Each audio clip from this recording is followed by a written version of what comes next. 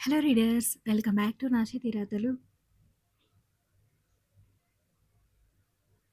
Lady boss part 48.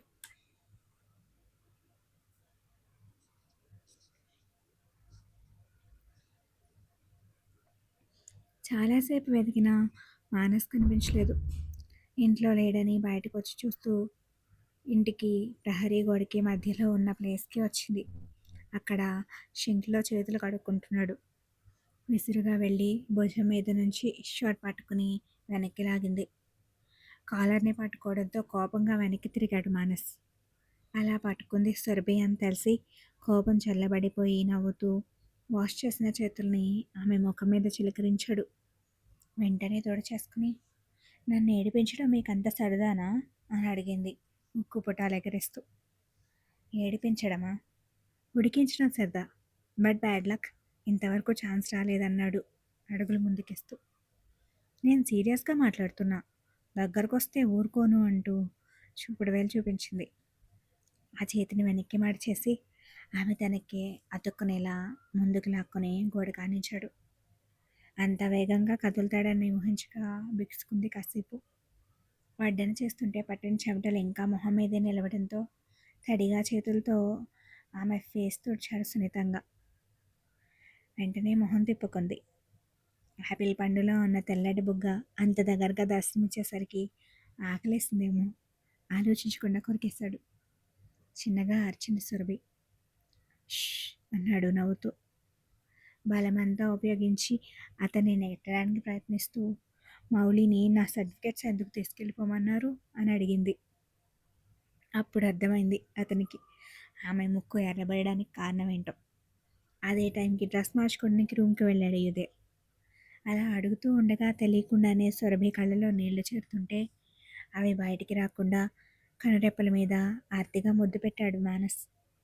దూరంగా ఉన్న చేతుల్ని దగ్గరికి తెస్తూ ఆమెను చుట్టేసి గాఢంగా కౌగిలించుకున్నాడు. ఆ మౌనంలోనే సమాధానం వెతుక్కుంటూ కాసేపటికి అతని వీపు మీద చేతులు వేసింది సర్వి. అప్పుడు అలా చేయడం తప్పని నేను ఎప్పుడూ అనుకోలేదు బేబీ. ఎందుకు చేశానో రీజన్ నీకు తెలుసు. నువ్వు ఏడ్చి తప్పు చేశానేమో అన్న ఫీల్ నాకు రానివ్వకు అన్నాడు ఆమె భుజం మీద గడ్డవానించి. ఒకవైపు పడినా అతని బరువుని మోస్తూ, తప్పు కాదా అది? ఎంత ఏడ్చాను. అమ్మ ఎన్ని తిట్టిందో నన్ను. తర్వాత రోజే కౌన్సిలింగ్ ఉండి 1 ఇయర్ వేస్ట్ అయిపోతుందేమో అని ఎంత భయపడ్డాను. మీరు అలా చేయడం తప్పు కాదా అంది. కాదు నా దృష్టిలో. మన ఇద్దరం కలవడానికి అదే మొదటి స్టెప్ అయినప్పుడు తప్పని ఎలా అనుకుంటా? ఆ మాత్రం ఉండాలి. అదెలా అని అడిగింది అర్థం కాక. నీ సర్టిఫికేట్స్ కొట్టేశా కాబట్టే సారీ చెప్పడానికి కాలేజ్కి వచ్చాను. నిన్ను చూశాను, ప్రేమించాను, పెళ్లి చేసుకుంటాను అన్నాడు ఆమె మొహంలోకి చూస్తూ. సారీ చెప్పడానికా అని ఆలోచిస్తూ అడిగింది. ఆ రోజు జరిగిందంతా 1-2 సార్లు గుర్తు చేసుకుని, కానీ చెప్పలేదుగా మీరు అంది. కాళ్లే పట్టుకున్నాను కదే అన్నాడు బుగ్గగిల్లతో. ఎందుకో సిగ్గేసింది ఆమెకి. దాచడానికి చాలా కష్టపడింది పాపం. అది చూసి అతని అవస్థ ఎక్కువైంది. నువ్వేలా బ్లష్ అవుతుంటే నాకు కష్టంగా ఉంటుంది కాజు. ఆల్రెడీ చెప్పాను. ఈ డ్రెస్సింగ్లో ఇంకా కష్టం అన్నాడు ఆమె నడుముని చేత్తో చుట్టి దగ్గరవుతూ. అతని పొగడ్తకి సిగ్గు హద్దులు దాటేసి మొహం ఎర్రగా మారిపోతుంటే మరోవైపు బుద్ధి అతని నుంచి దూరంగా ఉండమని హెచ్చరికలు జారీ చేస్తుంది. అయితే ఇంకోసారి వేసుకొని ఇలాంటి డ్రెస్ అంది అతని చేతుల్ని వారిస్తూ. ఇది వేసుకుంటే నీ దగ్గరకు వస్తానని నేను ఎప్పుడు చెప్పలేదే అన్నాడు మానస్ ఆమె ముంగుల్ని చెవ్వెనికి నెడుతూ. ఎలా ఇతంతో అనుకుంటూ బేలగా చూసింది సురభి. తనెంత ప్రయత్నించినా వృధానే అని తెలిసి ఏం చేయగలదు? ఏమైంది అన్నాడు ఆమె ఎక్స్ప్రెషన్కి. అది కాళ్ళు టచ్ చేయడం వేరే, దెబ్బ తగిలిందని ముట్టుకున్నారు, సారీ చెప్పలేదు అంది మాటలు వెతుక్కుని. సర్టిఫికేట్స్ తీసుకెళ్ళినందుకు కాదు, సారీ చెప్పినందుకు ఫీల్ అవుతున్నావైతే. కాదు అంటూ చిరుకోపంగా చూస్తుంది అన్నాడు నీది కోపంలా లేదనే ఉద్దేశంతో. అతని చూపుకి అర్థమైపోయి, నాది కోపమే, మీరే భయపడట్లేదు. మౌలి చాలా భయపడ్డాడు అంది తన వైపు తప్పులేదన్నట్టు. అవునా, గుడ్. బాస్ పెళ్ళాంకి మౌలి భయపడాలన్నాడు మెచ్చుకోలుగా. నేనేం కాదు. తొందరలో అవుతావులే. టాపిక్ మార్చేస్తున్నారు మీరు. ఎప్పుడు? నేను మాట్లాడిన దానికి సింక్ ఎక్కడ అవ్వలేదో చెప్పు అని కనుబొమ్మెత్తి చూస్తూ అడిగాడు. సమాధానం లేదు ఆమె దగ్గర. ఏం చెప్పాలో తెలియక మూతి బిగించి ఆలోచించసాగింది. ముద్దుగా ముడిచినట్టున్న ఆమె పల్చని పెదవులు అతన్ని కంట్రోల్ తప్పేలా చేశాయి. రెప్పపాటులో ముందుకొచ్చి సుతారంగా తన పెదవులతో ఆమె అధరాల్ని టచ్ చేసి వదిలాడు. అస్సలు ఊహించని ఆ పరిణామానికి కళ్ళు పత్తికాయలంత చేసి అతన్ని తోసేసి పిచ్చి పనులు చేస్తారేంటి అని అరిచింది. ఇంకొంచెం బేస్ పెంచు, అందరికీ వినిపించేలాగా. అక్కా బావలు వ్రతం చేసిన పీటల మీదే మనల్ని కూర్చోబెట్టి ముడేస్తారు అన్నాడు చాలా మామూలుగా. అసలు విషయం గాలికి వదిలేసి అంత గట్టిగా అరిచాను అనుకుని, అయ్యో మీకసలు భయమే వెయ్యదేంటని తల కొట్టుకుపోయింది. ఏయ్ నొప్పేస్తుంది అంటూ ఆమె చేతిని ఆపేశాడు మానస్. అప్పుడంతా ఏడిపించి భయపెట్టారు, దాంతో పోలిస్తే ఇదెంత. అప్పుడు నువ్వెవరో నాకు అనవసరం, బట్ ఇప్పుడు నువ్వు అన్నీ నువ్వే బేబీ. మర్చిపో దాని గురించి. పదే పదే గుర్తు చేసుకుని అది తప్పనుకుని లేని కోపం తెచ్చుకోకు నా మీద అన్నాడు అన్యాయంగా. లేనిదేం కాదు, అప్పటి కోపం పోలేదు నాకు. నా సర్టిఫికేట్స్ తీసుకెళ్ళిపోవడం తప్పే. నిజమే, వాటికి బదులు నిన్నే ఎత్తుకెళ్లాల్సింది. ముందే కనిపించేదానివి. పెళ్లి చేసేసుకుని తీసుకొచ్చేవాడిని. నీకెందుకురా అంత శ్రమ, నేనున్నాగా నీ పెళ్లి చేయడానికి అన్న గొంతు వినిపించి ఇద్దరూ పక్కకి చూశారు. యుధీర్ డ్రెస్ మార్చుకుని వస్తుండగా మాటలు వినిపించి ఇంటి వెనక్కి వచ్చి చూశాడు. అప్పుడే మానస్ ఎత్తుకెళ్ళి పెళ్లి చేసేసుకునేవాడిని అనడంతో వెంటనే రియాక్ట్ అయ్యాడు. అన్నను చూసి బీపీ మీటర్ పెరిగిపోయింది సురభికి. కంగారుగా అక్కడి నుంచి వెళ్ళిపోయేంతలో చిన్ను అని యుధీర్ పిలవడం, మానస్ ఆమె చేతిని పట్టుకుని ఆపేయడం ఒకేసారి జరిగాయి. ఇద్దరిని మార్చి మార్చి చూసి తలదించేసింది. ఆమె భయపడుతుందని, నువ్వు చేయట్లేదనేగా బావా నేను చేసుకుంటా అనేది అన్నాడు మానస్. అతను నేరుగా అలా అడిగేసరికి ఇంకా టెన్షన్ పెరిగిపోయింది సురభికి. అన్నకి తమ గురించి తెలిసే ఉండొచ్చు అన్న ఆలోచన ఆమెకుంది, కానీ మానస్ నేరుగా అడిగేస్తాడు అనుకోలేదు. యుధీర్ చెల్లిని తన వైపు లాక్కుంటూ, అలాంటి ప్రయత్నాలు చేస్తే దవల పగలగొడతాను అన్నాడు సీరియస్గా. పర్లేదు బావా, నీ చెల్లి కోసం ఆ మాత్రం దెబ్బలు తినొచ్చు అన్నాడు మానస్ సురభిని చూస్తూ. కళ్ళు మాత్రమే ఎత్తి అతన్ని చూసి కనపడిన చిరునవ్వు నవ్వింది. వాళ్ళు సరదాగా అనుకున్నది ఇప్పుడు ఆమెకి నవ్వు తెప్పిస్తే భవిష్యత్తులో అదే నిజమై తనకి శోకాన్ని మిగులుస్తుందని ఆమెకు తెలీదు. అది ఏమాత్రమో నేను చూస్తాను, మైత్రి వెయిట్ చేస్తుంది నీకోసం, వెళ్ళంటూ సురభి చుట్టూ చేసి లోపలికి తీసుకెళ్ళాడు యుధీర్. బెరుకుతో వెనక్కి తిరిగి చూస్తున్న ఆమెకి కళ్ళతోటి ధైర్యం చెప్పి మైత్రి కోసం వెళ్ళాడు మానస్. లాస్ట్ 2 క్లాసెస్ తనకి ల్యాబ్ ఉండడంతో కాలేజ్కి వెళ్ళాలని మైత్రి చెప్పడంతో ఆమెను తీసుకుని వెళ్ళిపోయాడు. భోజనాలు కూడా అయిపోవడంతో చుట్టాలు నెమ్మదిగా వెళ్ళిపోతున్నారు. వాసంతి కూడా వెళ్ళిపోయింది. ఆఫీస్ పని నెత్తి మీద ఉండడంతో దీపక్ కూడా త్వరగా బాయ్ చెప్పేశాడు. అప్పుడే కాస్త తీరిక కుదుర్చుకున్నారు భవానీ సుబ్రహ్మణ్యం. మీరు కూడా తినేయండి మా, లేట్ అయింది. అశ్వ ఏది అని అడిగాడు యుధీర్. రూమ్లో ఉంది నాన్న, కాసేపు ఆగి అన్నీ సర్దించేయి అన్నారు భవానీ మిగిలిన చుట్టాలతో మాట్లాడుతూ. అలాగే అని చెల్లితో సహా తన రూమ్కి వెళ్ళాడు. తన చేతిని వదిలని అన్నను చూసి కంగారు అనిపిస్తుంది సురభికి. లాక్ చేసి ఉండడంతో డోర్ కొట్టాడు యుధీర్. చేంజ్ చేసుకోవడానికి వెళ్ళిన అశు తల తీసింది. అన్న వెనకాలే వచ్చి దిగులుగా కూర్చున్న సురభిని చూసి ఏమైంది అని అడిగింది. యుధీర్ని చూసింది తనేమో. అశు కూడా చూసింది అతనికేసి. మీ తమ్ముడికి మంతనాలు ఎక్కువయ్యాయి, ఎక్కడ పడితే అక్కడ మీటింగ్స్ పెడుతున్నాడు అన్నాడు ఏదో పని చూసుకుంటూ. అతని మాటల భావం అర్థమై చిన్నగా నవ్వుతూ సురభిని చూసింది అశు. తనకి చెప్పలేదని అన్నకి కోపం వచ్చిందేమో అనుకుని, నేను నీకే చెప్దామనుకున్నాను అన్నయ్య, కానీ అని ఆగిపోయింది సురభి. కానీ చేస్తున్న పని ఆమెసి ఆమెకి ఎదురుగా వచ్చి ప్రశ్నించాడు.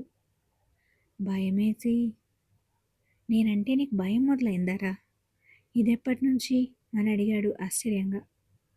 ఎప్పుడు తనని గారాబం చేస్తూ ఇంతవరకు చిన్న మాట కూడా అనని అన్న అంటే ఆమెకి భయం లేదు, అమితమైన ఇష్టం తప్ప.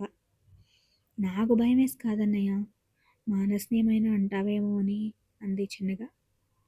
మరి వాడు నా చెల్లి వెంట పడుతుంటే కాళ్ళు విరగ్గొట్టకుండా చేతులు ముడుచుకుని కూర్చోమంటావా అని సీరియస్గా అడిగాడు. అతనికి ఎంత కోపమున్నా తన మీద ఎప్పుడూ చూపించకపోవడంతో నిజంగానే కోపం వచ్చిందనుకుని కళ్ళలో నీళ్లు తెచ్చేసుకుంది సురభి. ఇంకా చాలు ఆపేయండి, ఆయనకి ఇదంతా తెలుసు చిన్ను, డోంట్ క్రై అంది అశు లాలనగా. అన్నయ్యకి తెలుసని నాకు తెలుసు వదినా, కానీ నేను చెప్పలేదుగా, అందుకే.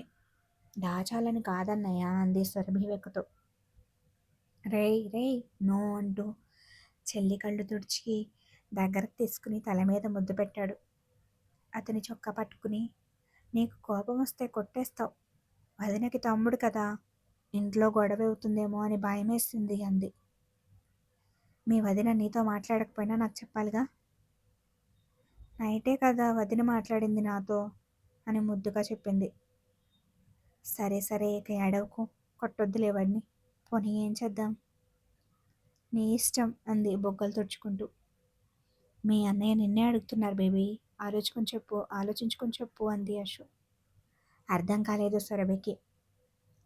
ఇదే మాట వాడిని అడుగుంటే ఇప్పటికిప్పుడు పెళ్లి చేయమనేవాడు అన్నాడు హిదేవ్. అంటే నీకు కూడా ఇష్టమేనా అన్నయ్య అని సంతోషంగా చూసింది సురభి. నచ్చాల్సింది నీకు,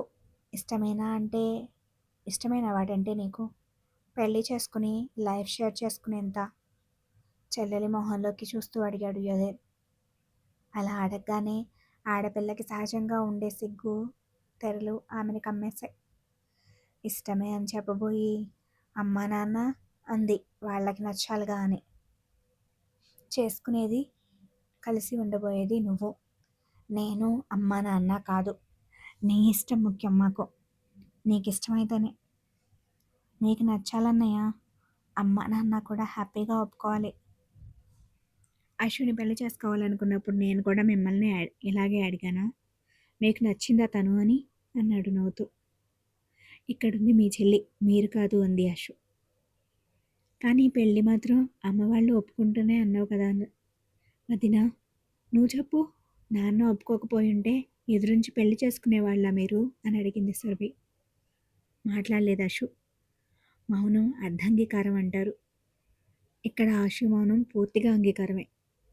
అమ్మా నాన్న మా ప్రేమను అర్థం చేసుకున్నారు కాబట్టి ఒప్పుకోకపోతే అనే ప్రశ్నే లేదు. నీకు అంతే అని సురభి తల నిమురుతూ చెప్పాడు యుధేర్.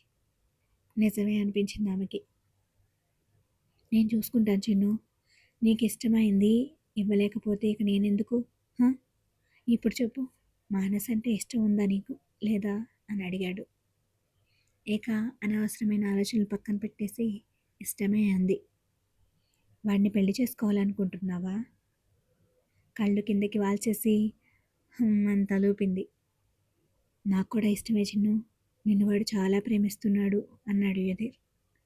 దానికి ఆనందం రెట్టింపయ్యి, నేనే లేట్ చేస్తాను కదన్నయ్య, నీకు ముందు చెప్పేసి ఉండాల్సింది అంది. ఇప్పటికి తట్టింది నీకని నవ్వుతూ బయటికెళ్ళి మానస్ కోసం వెతికింది సురభి. ఎప్పుడో వెళ్ళిపోయాడని తెలియక. అతనికి కావాల్సింది చెప్పాలనుకునే టైంకి అతను ఎంతకీ కనపడకపోయేసరికి వెళ్ళిపోయాడా అనుకుని నిరుత్సాహంగా లోపలికి వచ్చేసింది. ఆమె ముఖంలో తారాడుతున్న నిస్పృహను చూసి, మైత్రికి ల్యాబ్ ఉంది, వెళ్ళిపోవాలంది, చిన్న తీసుకెళ్ళాడు అంది అశు. అలాగా అన్నట్టు చూసింది. మళ్ళీ రేపటికల్లా నీ ముందుంటాడు, పెళ్ళయ్యాక నిన్ను దాటి వెళ్ళలేడు, ఈ కొద్ది రోజులైనా వాడికి ఫ్రీడమ్ ఇవ్వరా అన్నాడు యుధేర్. అన్నయ్య అని అలిగినట్టు ఫేస్ పెట్టింది. నవ్వేసి ఆమె తల మీద తడుతూ, లేకపోతే ఏంటి, పొద్దున్నుంచి నీ వెనకే తిరిగాడు, అయినా అసలు కలవనట్టు పెట్టావు మొహం అన్నాడు. తను ఎంత మాట్లాడినా నేను సరిగా రెస్పాండ్ అవ్వలేదు ఎప్పుడు అనుకుంది మనసులో. ఆమె పరధ్యానాన్ని మరోసారి గమనించి, కాల్ చేయనా రమ్మని అని అడిగింది అశు. ప్రేమలో పడితే ఆ వ్యక్తి సాహచర్యం కోసం మనసు ఎంత తపిస్తుందో ఆమెకు తెలియంది కాదు కదా. ఆడపడుచు బాధ అర్థం చేసుకుని కొంతైనా తీర్చాలని ఆమె ఆరాటం. వద్దొద్దు అంది సురభి వెంటనే. నేనేమో నీ ఎంటెక్ అయ్యే వరకు పెళ్లి మాట వద్దులే అనుకున్నాను, నిన్ను చూస్తే ఇప్పుడే వాడిని చూడకుండా ఉండలేక వెంటనే చేసేయమనేలా ఉన్నావు అన్నాడు యుధేర్. మీరు ఆగాలనుకున్నా వాడు వినాలిగా, చిన్ను ఒప్పుకుంటే చాలని వెయిట్ చేస్తున్నాడు, తెలిసాక ఇక ఆగడేమో. పెళ్లి చేసుకుని వాడే చదివించుకుంటాను అంటాడు అంది Ashu.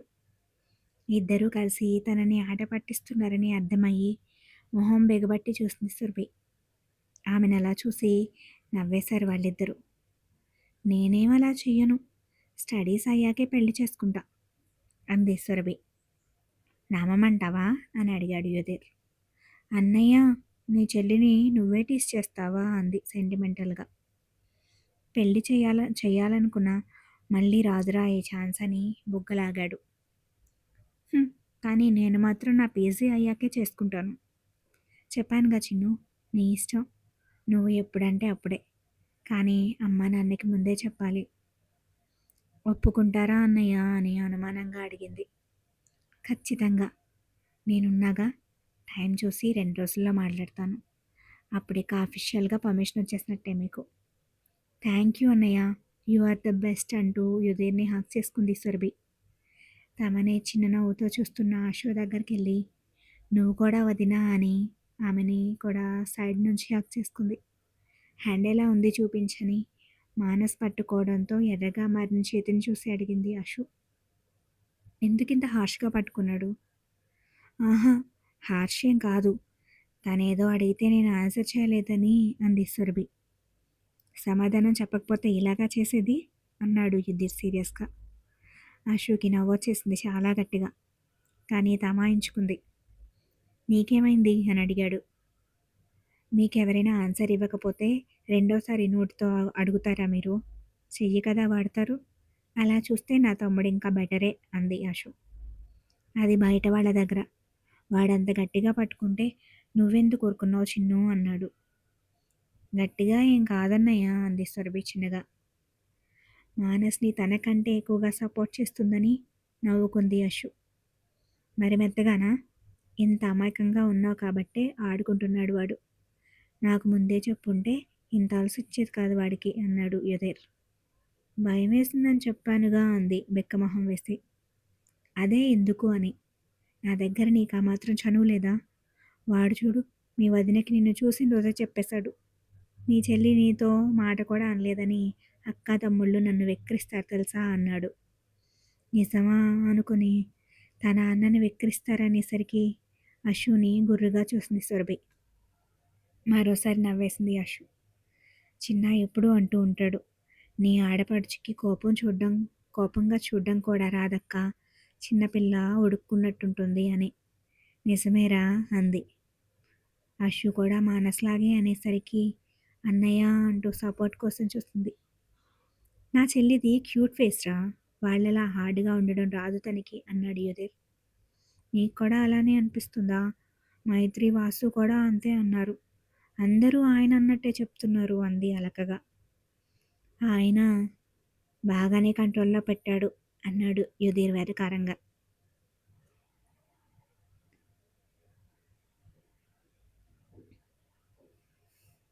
Thank you for watching.